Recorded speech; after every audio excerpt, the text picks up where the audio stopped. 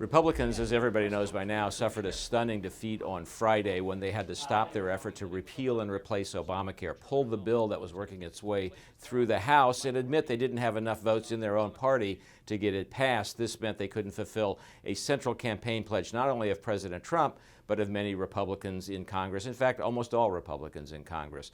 The question is, where do they go from here? Well, the answer came from President Trump himself right after Republicans pulled the bill from the House. I would say that we will probably start going very, very strongly for the big tax cuts and tax reform. That'll be next. So yes, they go to tax reform, which is actually something every Republican and frankly some Democrats have wanted to do as well.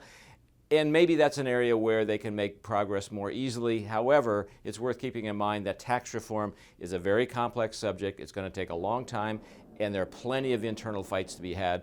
I got an interesting thought from several people that I reflected in a column that I did for the Journal, and it's simply this. He needs to look for ways to build a governing coalition. He can't simply rely on all issues on just Republicans, as we found out here. The idea of a Trump presidency was supposed to create the possibility of some unconventional coalitions. He appealed to a lot of traditionally Democratic voters. He has a populist appeal. The idea that maybe he could produce some unconventional bipartisanship to go along with his own unconventional presidency was very much in the air. It's kind of been wiped away in the first weeks of the Trump presidency.